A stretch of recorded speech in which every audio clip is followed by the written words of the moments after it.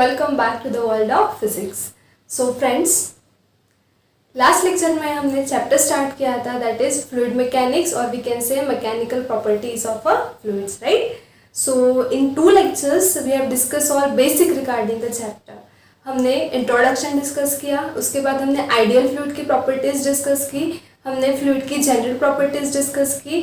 उसके बाद जो सबसे इम्पॉर्टेंट टर्म है रिगार्डिंग फ्लूइड मैकेनिक्स जो कि इस चैप्टर में बार बार आएगी दैट इज प्रेशर, राइट. सो हमने प्रेशर की डेफिनेशन देखी, हमने प्रेशर का फॉर्मूला देखा और सबसे इम्पॉर्टेंट है कि उस फॉर्मूले का हमने फिजिकल सिग्निफिकेंस देखा. Okay, after that we have seen the pressure due to a liquid column और वो फॉर्मूला हमने डिराइव किया था P is equals to H rho G, right, where H is the height of liquid column, rho is the density of liquid and G is nothing but the acceleration due to gravity. Okay, so ये जो formula हमने derive किया है इसका heading हमने लिखा था that pressure due to a liquid column, right. But you just remember one thing, this formula is applicable for the air column too. Okay, so this formula for the pressure is applicable for both, that is liquid column at the same time for the air. Okay, because you know that liquid or air everything include under a fluid. Okay, so this is the general formula of a pressure due to a fluid and that fluid includes both liquid as well as air. Understood? So we have derived this formula in a previous lecture. Okay, now in this lecture we have to discuss some more terms regarding pressure. We have to discuss the types of pressure. Okay, again I repeat, pressure plays a very important role in a fluid mechanics. Okay, so every time you have to deal with the pressure. Okay, so basically what is pressure, what is the definition of pressure, we have done with this in the last lecture. Now in today's lecture we have to discuss the different types of pressure that we actually experience. Okay, so out of those we will discuss the first type of pressure and that is atmospheric pressure. Okay, अब बहुत ज़्यादा difficulty नहीं है. Atmospheric pressure के बारे में आप I guess 8th में भी पढ़ चुके होंगे, ठीक है, बट अभी हम 12th में है after 4 years. Okay, so just take a short revision that what is exactly the atmospheric pressure. Okay, so इसके नाम में ही इसका मीनिंग हिडन है. Atmospheric pressure, that means the pressure exerted by the atmosphere, we call it as a atmospheric pressure, right. अब simple है, हमें पता है, suppose this is the earth surface and this pressure is exerted on each and every object on this earth, right. So each and every object I am talking about, but just for the consideration हम earth को ही consider करेंगे, ठीक है. So suppose ये earth surface है, ये earth surface है. अब हमें पता है अर्थ सरफेस के ऊपर क्या होता है, atmosphere, right. So this is atmosphere which includes the fluid that we mainly called as air, and we know that this air is a homogeneous mixture of different gases, right. So gases बोलो, air बोलो, this all come under a fluid which is a main point. Okay, so you know that above the earth surface there is atmosphere. Okay, अब इस atmosphere में क्या है, air है. Air है मतलब नंबर ऑफ पार्टिकल्स है, राइट. अब पार्टिकल बोलने के बाद उन्हें क्या रहेगा, उन्हें मास रहेगा. So obviously this particle which forms this atmosphere will exerts a force on this earth surface and obviously this earth surface will have a particular area.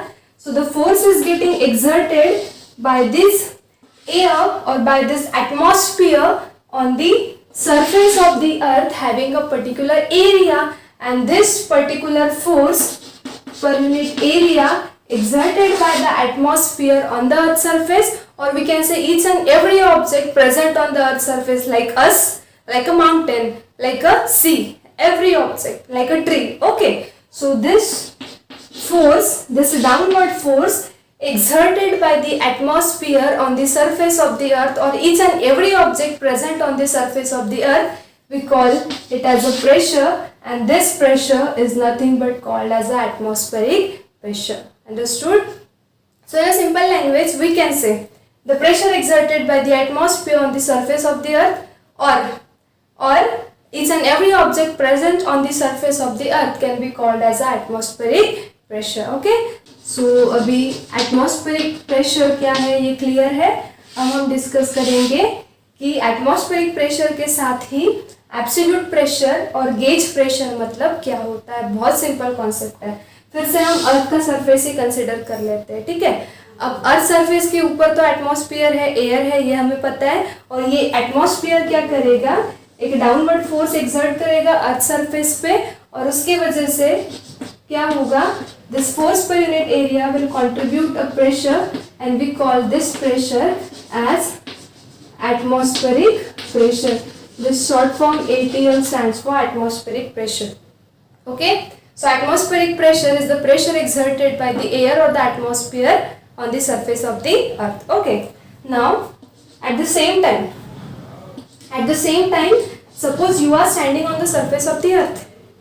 ये जो प्रेशर लगा अर्थ सरफेस पे, ये कौन सा प्रेशर है, एटमॉस्फेरिक प्रेशर है, जो कि एटमॉस्फेयर ने एक्सर्ट किया. Okay, but you know that suppose at the same time you are standing on the surface of the earth. अब क्या होगा, आप भी इस सरफेस पे, आप भी क्या करोगे, इस अर्थ सरफेस पे फोर्स एक्सर्ट करोगे.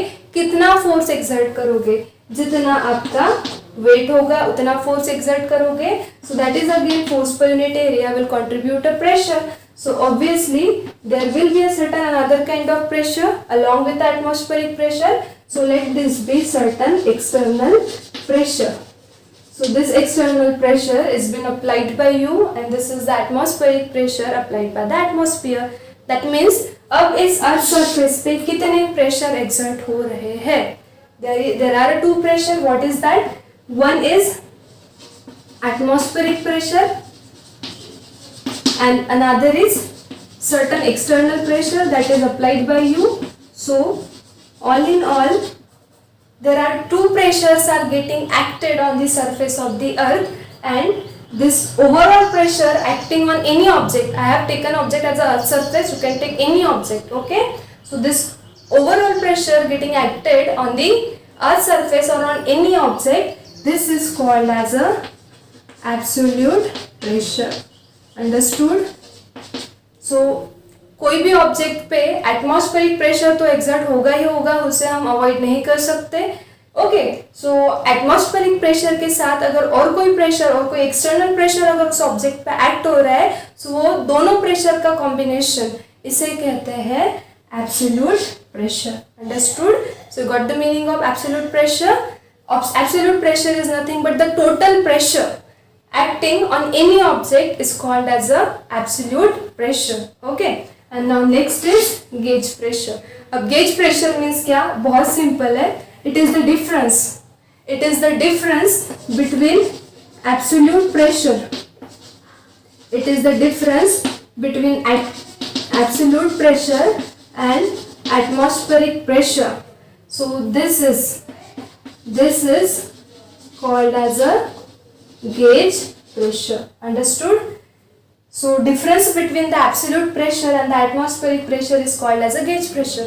मतलब ही क्या, difference between this absolute pressure and atmospheric pressure means this external pressure is nothing but called as a gauge pressure. Understood? So these are the different types of pressure and the pressure is very important as far as your fluid mechanics is concerned. So you need to remember all these three kinds of pressure. Okay, so that is all about atmospheric pressure, absolute pressure and the gauge pressure. And remember one thing, atmosphere is everywhere on the surface of the earth. So your object is lying somewhere above the earth's surface or on the earth's surface, then atmospheric pressure acts in all possible directions like this. It acts in all possible directions. So this is very important property of atmospheric pressure, that it exerts in all possible direction on a particular object. Okay, so this is all about three types of pressure. Okay, now next point is you have to derive the formula of absolute pressure and a gauge pressure. Okay, so our next point will be to derive the formula of absolute pressure and gauge pressure.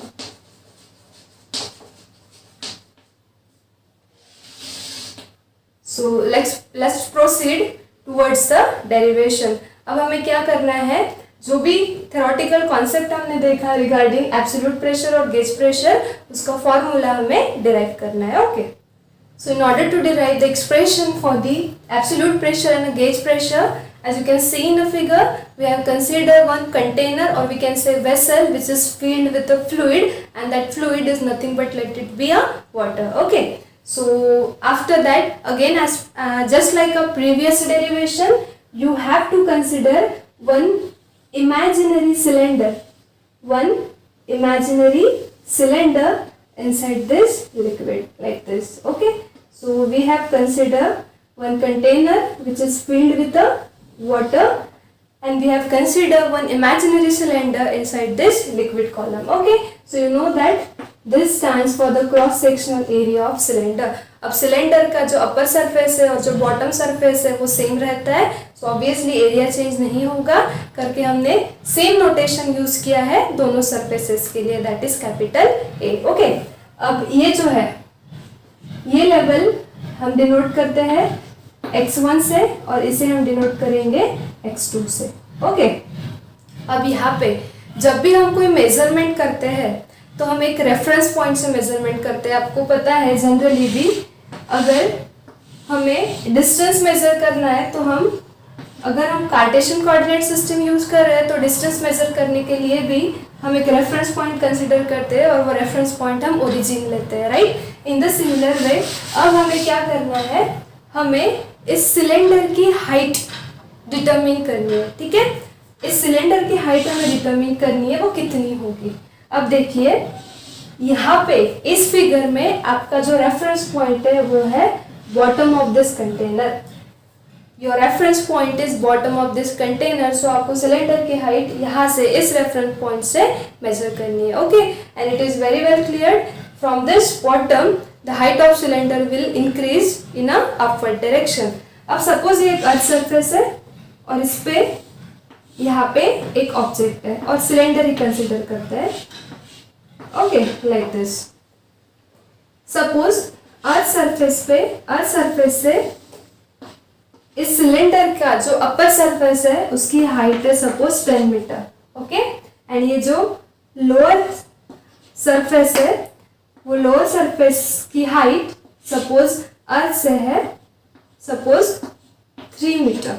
Okay, so हमें cylinder की height नहीं पता, but ये हमारा reference point है, that is earth surface, और हमें ये पता है कि अर्थ सरफेस से सिलेंडर का जो अपर सरफेस है वो 10 मीटर पे है और लोअर सरफेस जो है वो 3 मीटर पे है। अब अगर इस केस में मुझे सिलेंडर की हाइट निकालनी होगी तो वो कितनी होगी, ये टोटल डिस्टेंस में से अगर हम ये माइनस कर दे तो हमें ये मिल जाएगा, that is 10 minus 3 and that is nothing but 7 meter, and we call it as the height of a cylinder, right? By considering this earth surface as a reference point, the same thing is taking place here. This bottom of container is your reference point, so you have to measure the height of this cylinder from this reference point. अब similarly जैसे ये 10 metre था वैसे ही इस reference points पे cylinder के upper surface की height है x1 और लोअर सरफेस की हाइट है x2 यहाँ से, तो सिलेंडर की हाइट कितनी होगी, just like this the height of cylinder will be this total x1 minus this x2. This total is x1, this is x2, so this x1 minus x2 will give you the height of cylinder. So we can say height of cylinder equals to x1 minus x2, but you have to remember your x1 is greater than x2. Understood? Clear है? Now अब हमें क्या करना है, we have to decide the forces acting on this cylinder. Okay? अब एक बात हमें पता है, हमें कोई फोर्स नहीं भी पता होगा, but we are on the earth surface, ये कंटेनर भी कहीं तो भी अर्थ सरफेस के ऊपर है, सो एक ग्रेविटेशनल फोर्स तो एक्ट होता है, ये हमें पता है. So see inside the cylinder there is a liquid, cylinder के इनसाइड भी लिक्विड है, वो लिक्विड मैटर है, उसे मास रहेगा. सो इनसाइड सिलेंडर के इनसाइड जो लिक्विड है उसका मास सपोज m है.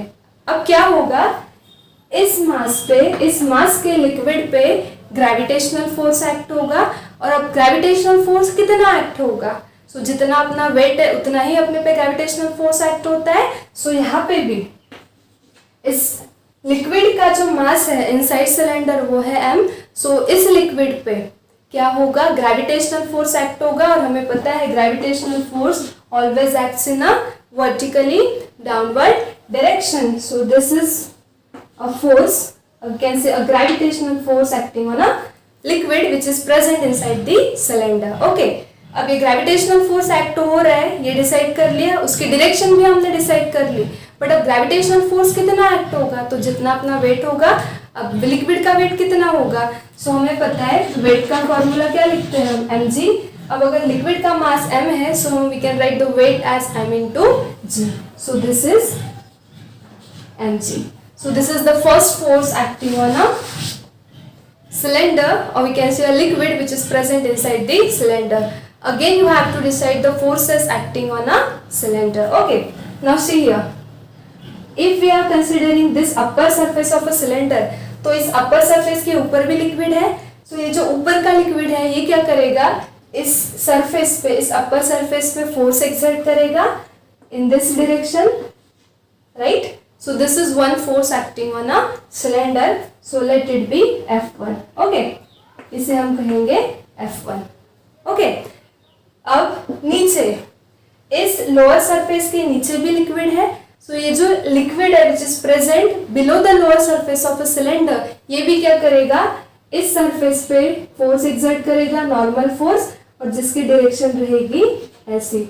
So let this force be F2. Okay, अब प्रीवियस लेक्चर में ये कॉन्सेप्ट हम देख चुके हैं कि कोई भी क्रॉस सेक्शनल एरिया के ऊपर अगर एक नॉर्मल फोर्स एक्सर्ट हो रहा होगा, सो इनडायरेक्टली क्या एक्ट होता है, प्रेशर एक्ट होता है। अंडरस्टूड। अब यहाँ पे भी क्या हो रहा है, इस अपर सरफेस एरिया के ऊपर ये नॉर्मल फोर्स एक्ट हो रहा है, मतलब ये प्रेशर कंट्रीब्यूट करेगा। So let that pressure B denoted by P1। Understood. अब इस सरफेस एरिया के ऊपर भी ये नॉर्मल फोर्स एक्ट हो रहा है, ये भी प्रेशर क्रिएट करेगा। सो let this pressure B denoted by P2। Understood. So P1 is the pressure on this surface of a cylinder, और ये किसने एक्ट किया, this is acted upon by a liquid which present above the cylinder, and P2 is the pressure acting on the lower surface or a bottom surface of cylinder, and this pressure is acted upon by a liquid which is present below the bottom of cylinder. Understood? So this is one force F1, this is another force F2, and the third force is this gravitational force mg, which is nothing but equals to the weight of that liquid which is present inside the cylinder. इतना clear है? अब हर point हम यहाँ पे conceptually discuss कर रहे हैं, ठीक है। सो आपको भी इसी वे में जाना है। ओके, नाउ अब क्या होगा, वेक्टर एनालिसिस आपने देखा है कि अगर दो वेक्टर्स सेम डायरेक्शन में होंगे तो हम उनकी एडिशन करते हैं, दो वेक्टर्स ऑपोजिट डायरेक्शन में होंगे तो हम उनकी सब्ट्रैक्शन करते हैं। ये क्लियर है? अब देखिए, हम हाइड्रोस्टैटिक डिस्कस कर रहे हैं। मैंने स्टार्टिंग में ही कहा था we are discussing hydrostatic. Hydrostatic means we are studying the fluid which is at rest. So obviously ये जो फ्लूइड है इनसाइड दिस कंटेनर ये भी रेस्ट में है। अब अगर कोई ऑब्जेक्ट पे फोर्स एक्ट हो रहा है, सो ऑब्वियसली उस ऑब्जेक्ट का डिस्प्लेसमेंट होता है। ये तो सिंपल सा कॉन्सेप्ट हमें पता है। तो यहाँ पे तो 3 फोर्सेस एक्ट हो रहे हैं ऑब्जेक्ट पे, राइट।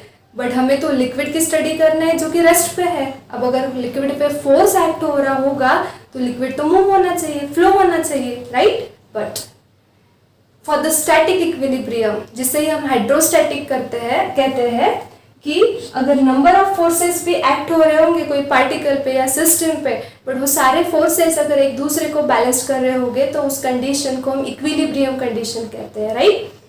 यहाँ पे हमें लिक्विड रेस्ट पे चाहिए। रेस्ट मतलब स्टैटिक इक्विलिब्रियम कंडीशन के लिए क्या होगा कि जितने भी फोर्सेस इस सिलेंडर पे एक्ट हो रहे हैं वो सारे फोर्सेस एक दूसरे को क्या करेंगे, बैलेंस करेंगे। अगर वो एक दूसरे को बैलेंस कर रहे हैं सो ऑब्वियसली उनका नेट इफेक्ट कितना होगा, 0, मतलब रिजल्टेंट फोर्स 0 हो गया। सो रिजल्टेंट फोर्स अगर 0 होता है that means this liquid will be at rest, it will be in a static equilibrium. Understood? So देखिए अब यहाँ पे कैसे फोर्सेस एक दूसरे को बैलेंस करते हैं। अब फोर्सेस की डायरेक्शन देखिए, ये जो फोर्स है F1 और ये जो फोर्स है mg, इनकी डायरेक्शन सेम है। अगर ये दो वेक्टर्स की, ये दो फोर्स की डायरेक्शन सेम है तो ये दोनों क्या होंगे, ऐड होंगे. So suppose this is your F1 and this is your mg, this is your F1. Okay, ये दोनों फोर्सेस की डायरेक्शन सेम है, ये क्या होंगे, ऐड होंगे. अब just for the consideration, suppose ये है 10 न्यूटन, ये है 10 न्यूटन फोर्सेस. सो टोटल कितना हो गया, 20 न्यूटन. ठीक है, अब ये जो फोर्स है ये इस डायरेक्शन में एक्ट हो रहा है vertically upward, means like this. Okay, अब ये दोनों फोर्सेस की एडिशन होके जो नेट वेक्टर मुझे मिला वो कितना है, 20 न्यूटन. अंडरस्टूड. अब नीचे से जो फोर्स एक्ट हो रहा है F2, वो भी अगर 20 न्यूटन होगा. So see, two forces are equal in magnitude and opposite in direction, so they will nullify with each other, they will balance each other, and that's why the net effect of force will be zero. As the net effect will be zero, the liquid will remain at its static equilibrium case. समझा?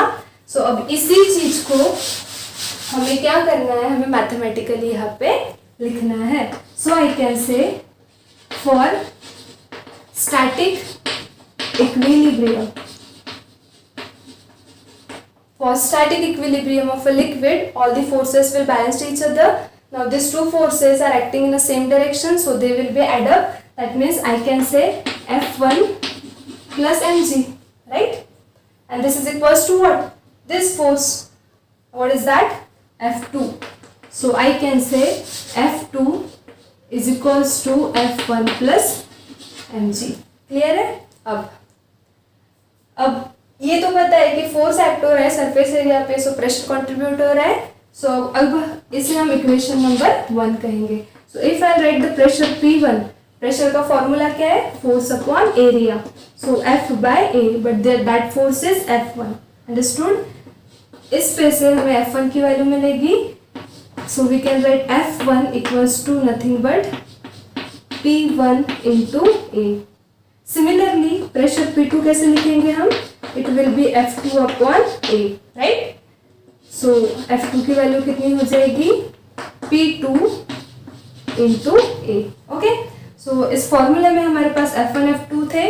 इस F1 F2 की जगह अब हम ये P1 A और P2 A substitute करेंगे. But at the same time M is there, that M stands for a mass. अब हमें पता है डेंसिटी, जिसे हम रो से डिनोट करते हैं, उस डेंसिटी का फॉर्मूला है mass upon volume, right? So mass कितना हो जाएगा, mass will be equals to density into volume. Now here rho will be as it is and volume of cylinder can be written as area into height. So what is the area of cylinder, area of cylinder is A. Stepwise लिख सकते हैं हम. V की value क्या होती है, volume of cylinder is nothing but area into height. Area of cylinder is A. What is the height of cylinder, let h be the height of cylinder. Okay, और h की value कितनी है, x1 minus x2. So that means volume कितना हो जाएगा, A in bracket x1 minus x2. समझा? अब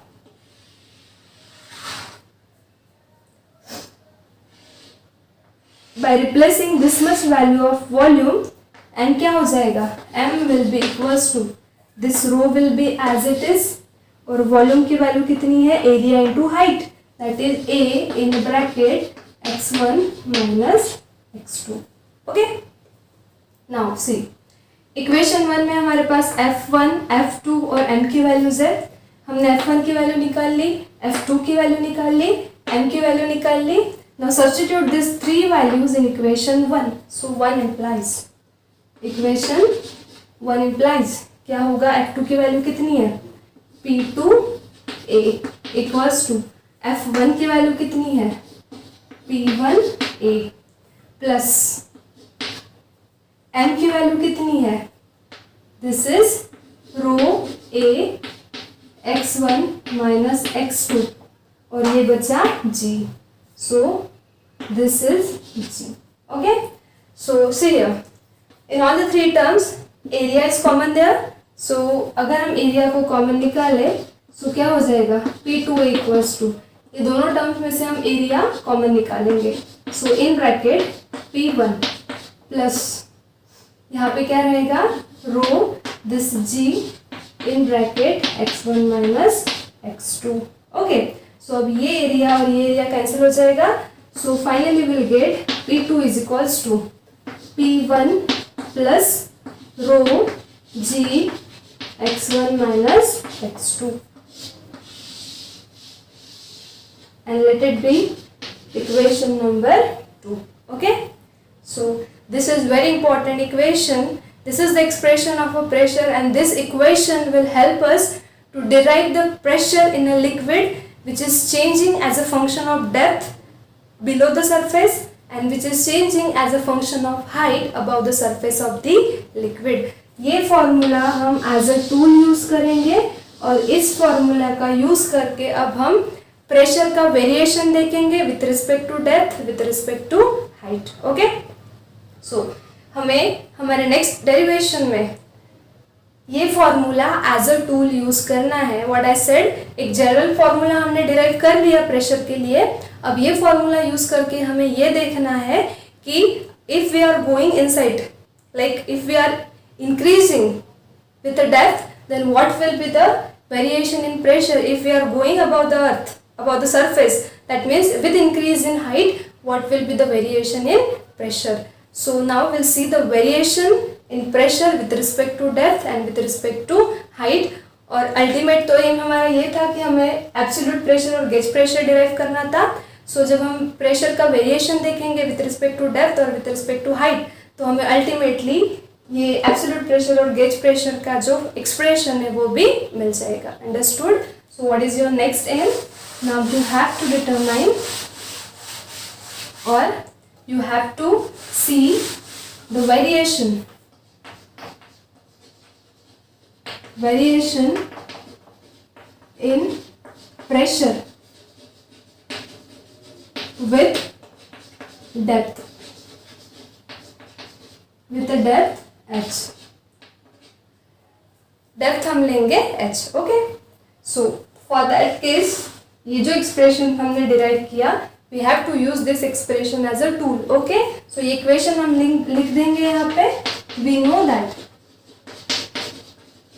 no that P2 is equals to P1 plus rho g in bracket x1 minus x2. So let it be equation number 1. अब हमारा M क्या है?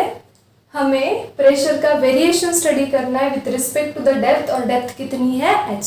Okay, सो सी अब डायग्राम हमें चेंज करनी पड़ेगी. सो अब हम क्या करेंगे, इस सिलेंडर को अपवर्ड लिफ्ट करेंगे इस तरह से कि ये जो है upper surface of cylinder should be lie at this free surface of a liquid.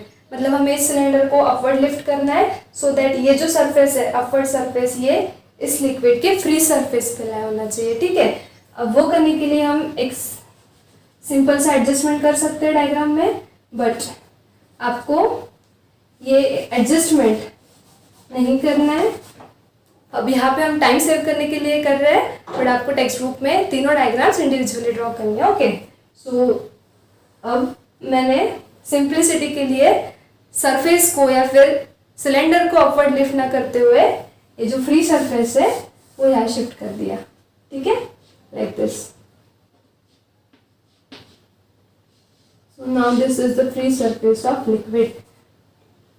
So क्या किया मैंने, इस सिलेंडर को अपवर्ड लिफ्ट किया और इस तरह से अपवर्ड लिफ्ट किया कि सिलेंडर का जो अपर सरफेस है वो कहाँ पे है, it is at the free surface of a liquid. Okay, so जैसे ही प्रीवियस डायग्राम के अकॉर्डिंग ये था हमारा x1 और ये था x2. ओके, और डेप्थ कितनी ली है हमने, h. So obviously this distance will be nothing but h, क्योंकि देखिए इस फ्री सरफेस से, लिक्विड के इस फ्री सरफेस से सिलेंडर कितनी डेप्थ पे है, at a depth h, like this. Okay, so अब हमारा रेफरेंस पॉइंट ये बॉटम सरफेस नहीं ना होके क्या होगा, ये होगा. Now your reference point will be the free surface of liquid, because हमारा पॉइंट ये है कि we have to study the variation in pressure, variation in pressure with respect to depth, but from what, from this free surface of liquid. Okay, so now your reference point will be this free surface. Okay, now अब क्या होगा, ये जो pressure है हमने P1 से denote किया था, ये प्रेशर हमने P2 से डिनोट किया था, बट अब प्रेशर कौन सा एक्ट हो रहा है. सो देखिए, पहले के केस में हमारा सिलेंडर पूरी तरह से लिक्विड में था, तो ये जो प्रेशर एक्ट हो रहा था P1, ये भी लिक्विड ने एक्ट किया था, और यहाँ से जो हो रहा था वो भी लिक्विड ने एक्ट किया था. बट अब क्या हो रहा है, हमारा जो सिलेंडर है, इट्स लाइक कि upper surface is lying at the free surface of a liquid. अब क्या होगा, यहाँ पे क्या है, ऊपर इस लिक्विड के फ्री सरफेस के ऊपर एयर है. सो एयर है मतलब एटमॉस्फेयर है, so obviously atmospheric pressure act होगा इस अपर सरफेस पे. And so let that atmospheric pressure B denoted by P0. So atmospheric pressure will be acted in all possible direction on this upper surface of a cylinder, and that's why now जो P1 हमने लिया था उस P1 को हम P0 से represent करेंगे, where P0 is the atmospheric pressure acted on this upper surface of a cylinder by the atmosphere or by the air which is present above the free surface of a liquid. Understood? नीचे अब this pressure is again acted upon by the liquid, acted upon on a bottom surface of a cylinder. but अब ये pressure कौन act कर रहा है, this liquid which is present below the bottom surface. so अब इसे P1 को P0 लिख दिया, तो हम P2 को क्या लिख देंगे, P1. Understood? अब so क्या किया हमने, we have replaced P1 by P0, where P0 is atmospheric pressure, and we have replaced P2 by P1. अब ये P2 को P1 क्यों लिखा, तो ये P0 है, यहाँ पे 1 था तो यहाँ 2 लिखा था, यहाँ पे नॉट लिख दिया तो यहाँ पे 1 कर दिया. ओके, अब x1 और x2 की वैल्यूज हमें निकालनी है. अब x1 क्या है, this is the level eight the free surface of a liquid. हमें डेप्थ स्टडी करना है. अब अगर ये अर्थ सरफेस है, यहाँ पे x1 है, और सपोज मुझे इस डेप्थ तक जाके प्रेशर स्टडी करना है, जस्ट एक एग्जांपल है, ठीक है. अब ये जो लेवल है ये तो अर्थ सरफेस के ऊपर है ना, यहाँ पे अर्थ सरफेस मतलब ये हमारा लिक्विड सरफेस, ठीक है, कंपेयर करना है हमें. अब मुझे डेप्थ पे जाके h इतने डेप्थ पे जाके प्रेशर इंक्रीज हो रहा है कि डिक्रीज हो रहा है ये स्टडी करना है. ओके, बट अगर मैं इस पॉइंट पे हूँ, अगर मैं अर्थ सरफेस के ऊपर हूँ, तो डेप्थ कितनी हो गई, 0 हो गई. मतलब ये जो पैरामीटर है हमारा, ये कितना हो जाएगा, 0 हो जाएगा, क्योंकि हमारा रेफरेंस पॉइंट ही तो फ्री सरफेस है ना. और रेफरेंस पॉइंट पे अगर कोई पैरामीटर लाई कर रहा होगा तो हम कितना लेते हैं, हमेशा 0 लेते हैं. दूसरा एग्जांपल हम लेते हैं कार्टेशियन कोऑर्डिनेट सिस्टम, इसे हम ओरिजिन कहते हैं. अब अगर आपको डिस्टेंस मेजर करना है या फिर डिस्प्लेसमेंट मेजर करना है, और अगर आपका ऑब्जेक्ट अगर ओरिजिन पे होगा मतलब रेफरेंस पॉइंट पे होगा, तो जो भी आप मेजर करोगे वो 0 रहेगा. अब यह है आपका reference point, that is free surface of liquid. तो इस सरफेस पे x1 मतलब डेप्थ कितनी रहेगी, 0. और जैसे ही अब आप नीचे नीचे जाओगे डेप्थ क्या होगी, इंक्रीज होते जाएगी. समझ में आ रहा है. सो फ्री सरफेस पे मतलब अर्थ सरफेस पे डेप्थ 0 ही रहनी है ना. अब जैसे आप अर्थ सरफेस के नीचे नीचे नीचे जाओगे, डेप्थ क्या होगी, 0 से लेकर इंक्रीज होते होते कितनी होगी, यहाँ तक h हो जाएगी. अंडरस्टूड? इसका मतलब क्या है, x1 की वैल्यू कितनी हो जाएगी, 0. समझा? अब x1 अगर 0 है तो x2 हमें निकालना है. अब हमें पता था, स्टार्टिंग में हमने लिखा था h की वैल्यू कितनी थी, x1 माइनस x2. अब अगर x1 0 है तो ये 0 कर दिया और ये minus x2. So obviously x2 की वैल्यू कितनी हो गई, this is nothing but equals to minus h. ठीक है. सो ये वैल्यू ये 2 वैल्यूज, ये 4 वैल्यूज हमें इक्वेशन 1 में पुट करना है और इक्वेशन 1 को रीराइट करना है. सो इसी इक्वेशन 1 क्या हो जाएगा, equation 1 will imply substitute the value. P2 की वैल्यू कितनी है, P1. ओके, और सिंपली हम P से ही रिप्लेस कर देते हैं.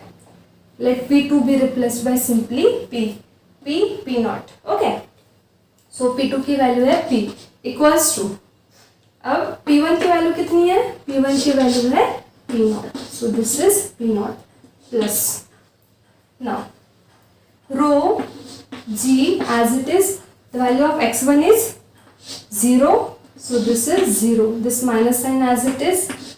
What is the value of x2? This is minus h. So this is minus h. Okay. So P will be equals to P naught plus rho g. 0 minus minus of h plus हो जाएगा. So this will be, I can say, h rho g. Okay. And this is very important equation. Let it be next equation number 2. अब ये equation हमें क्या indicate करता है? What is the significance? See P naught मैंने क्या कहा था? P naught is this pressure is acted upon on this surface by the air, so we call this pressure as a atmospheric pressure. Okay. Plus अब ये h rho g क्या है? This is additional pressure, means I can say this is external pressure. Okay, right? Now starting में ही मैंने बताया था कि the total pressure or addition of all the pressure that is acting on particular object we call it as a absolute pressure. Understood? So ये P naught जो है वो तो हमारा atmospheric pressure, और ये जो टर्म है h rho g, ये प्रेशर का फॉर्मूला भी हमने डिराइव किया है h rho g. So this is also pressure. So let this be certain external pressure. Okay, that means addition of these two pressure can be called as absolute. This is called as absolute pressure. Understood? मतलब ये जो formula है equation number 2, ये equation number 2 is the required expression for the absolute pressure. Okay, what is this P naught? This is atmospheric pressure plus, और ये जो additional pressure है external pressure, इसे ही हम कहते हैं गेज प्रेशर.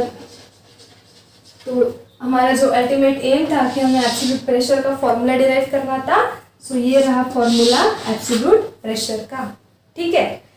अब गेज प्रेशर का भी फॉर्मूला हमें डिराइव करना था, वो भी कर लेते हैं. इसमें से गेज प्रेशर को हमने डिफाइन कैसे किया था? It's the difference between absolute pressure and atmospheric pressure. यही फॉर्मूले से बताइए गेज प्रेशर कितना हो जाएगा?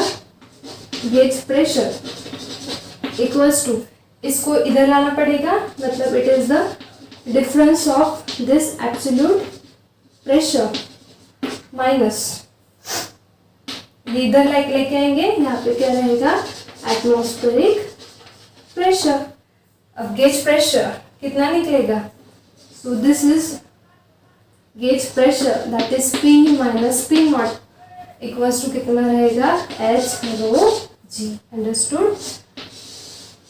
यही है ना गेज प्रेशर. मतलब क्या होता है? It's a difference between absolute pressure and atmospheric pressure. See this is the difference between absolute pressure, atmospheric pressure. So this is the expression for gauge pressure. So ये aim जो है ये achieve हो गया. Equation 2 is the expression for absolute pressure. Equation 3 is the expression for gauge pressure. Okay, अब हमें variation of pressure with respect to depth study करना था. सो ये इक्वेशन देखिए, there is addition of two pressure. मतलब जैसे ही आप डेप्थ में जा रहे हो, pressure we got a two pressure term, अगर इन्हें ऐड करें तो प्रेशर ऑब्वियसली इंक्रीज होगा. Means what is the conclusion? With respect to depth pressure go on increasing. Understood? So what is your result for the variation of pressure? Pressure increases with increase in a depth. Understood? So all the requirements, all the aims are fulfilled. Okay, now we'll see the variation in pressure with respect to height. Okay, वो भी simple है. अब देखिए उसके लिए क्या करना होगा? इस सिलेंडर को अब हमें और ऊपर शिफ्ट करना होगा इस तरह से कि अब बॉटम सरफेस जो है वो फ्री सरफेस पे लाई करेगा लिक्विड के, और अपर सरफेस कहाँ रहेगा? एयर में रहेगा.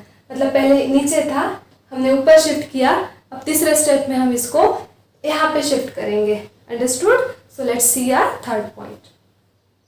Now will see the variation in pressure with respect to height d from this free surface of a liquid, and for that case we have lifted this cylinder vertically upward such that its lower surface is lying on the free surface of a liquid and the upper surface of cylinder is lying in a air column. Okay, so now I've told you earlier that you have to use this important equation as a tool to study the variation in pressure with respect to depth or with respect to height. Okay, जब हमने depth study किया था तो depth हमने h लिया था, जब हम हाइट स्टडी कर रहे हैं तो हाइट के लिए हमने पैरामीटर लिया है d. ठीक है, नाउ फॉर दिस डायग्राम हमें पता है x1 was the upper edge and this is lower. Okay, now ये जो प्रेशर था ये हमने लिया था P1 और ये प्रेशर लिया था हमने P2 as per as according to our first diagram. Okay, अब हमें पता है कि हमने सेकेंड डेरिवेशन में भी या सेकेंड केस में भी यहाँ का जो प्रेशर था ये काय से रिप्लेस किया था, P0 से. ओके, सो इस प्रेशर को हम ले लेते हैं P. मतलब अब यहाँ पे क्या हुआ, P2 will be replaced bye P0 and P1 will be replaced by P. ठीक है, again now see here you have to study the variation in pressure with respect to height and height is taken as a d, so this will be d. अब हमें x1 और x2 की values decide करनी है. ठीक है, अब simple है, ये अर्थ सरफेस को हम फिर से ये लिक्विड का फ्री सरफेस कंसिडर करेंगे. अब आप अगर यहाँ पे होगे, आप अगर अर्थ सरफेस पे होगे मतलब हाइट कितनी हो गई, height d, we have taken height as a d, height कितनी हो गई 0. अब जैसे ही आप यहाँ से ऊपर जाओगे यहाँ पे आपकी हाइट मैक्सिमम हो गई जो हमने कितनी ली है d, this is d, right. That means ये आपकी रेफरेंस लाइन है, अर्थ सरफेस आपकी रेफरेंस लाइन है. जब आप सरफेस पे हो आपकी हाइट 0 है, जैसे ही आप ऊपर गए आपकी हाइट बढ़ते गई, इस पॉइंट पे आपकी हाइट मैक्सिमम होके d हो गई.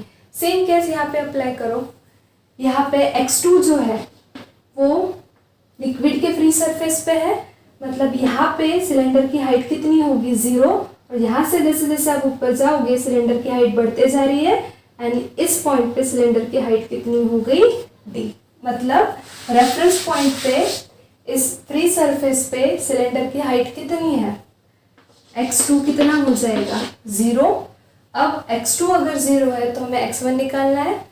सो सी हमने इनिशियली ये इक्वेशन देखा था x1 minus x2 equals to h, but अब यहाँ पे हमने हाइट को d से डिनोट किया है. So let x1 minus x2 equals to d. अब x2 0 है, सो x2 अगर हम 0 पुट कर दे तो x1 की वैल्यू हमें कितनी मिल जाएगी d. सो हमें x2 की वैल्यू मिल गई, x1 की वैल्यू मिल गई, P1 की और P2 की. ओके, अब ये रो जो है this is a density. Now your cylinder is at a height d from the free surface of a liquid. That means your cylinder is in air column. So let the density be replaced by rho and suffix air where this stands for the density of air. Okay, so ये सारी values, अब equation देखिए इसमें P1 है, P2 है, रो है, x1 है, x2 है, ये सब हमने डिसाइड कर लिया.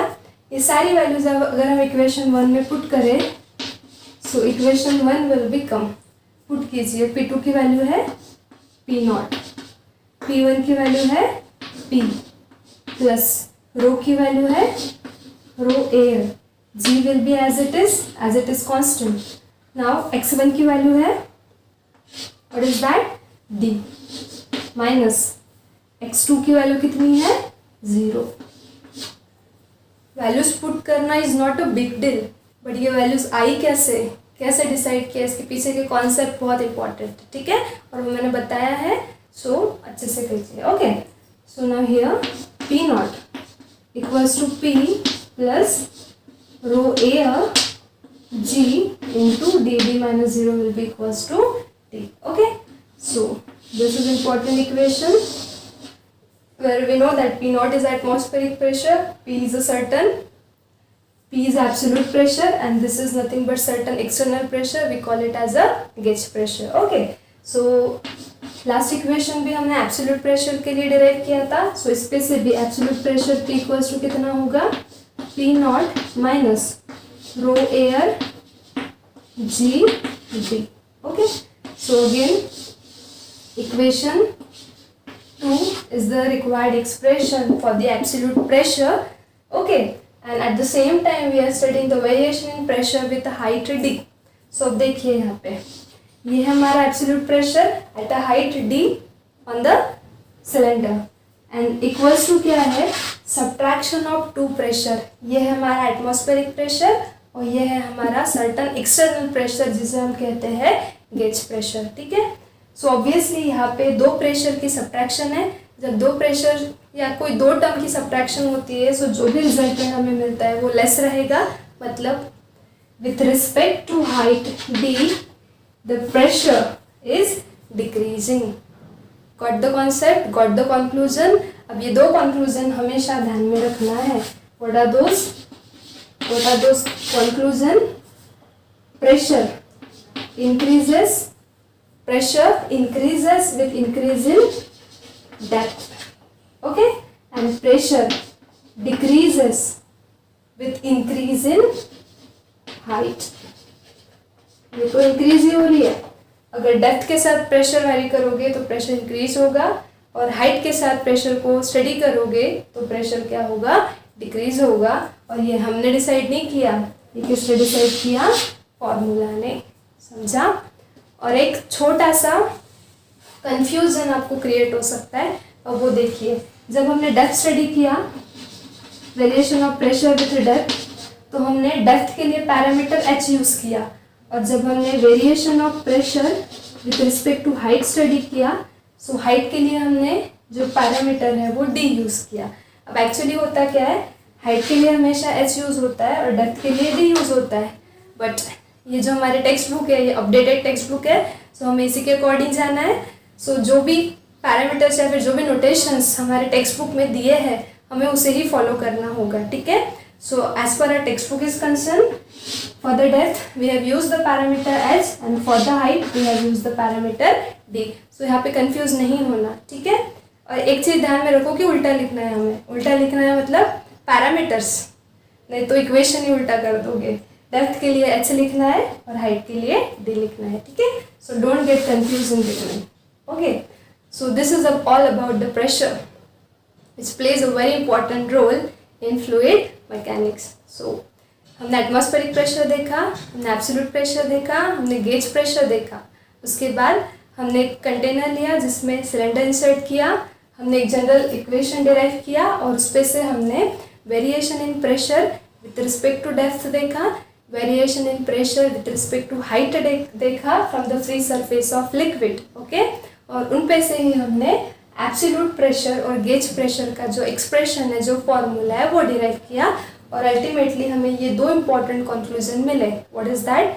Pressure increases with depth and pressure decreases with height. This is important. Okay. So do it. Okay. So this is important part of the chapter. So do it carefully. Okay. So next lecture में मिलेंगे next point के साथ. तब तक stay studious, stay curious. Thank you.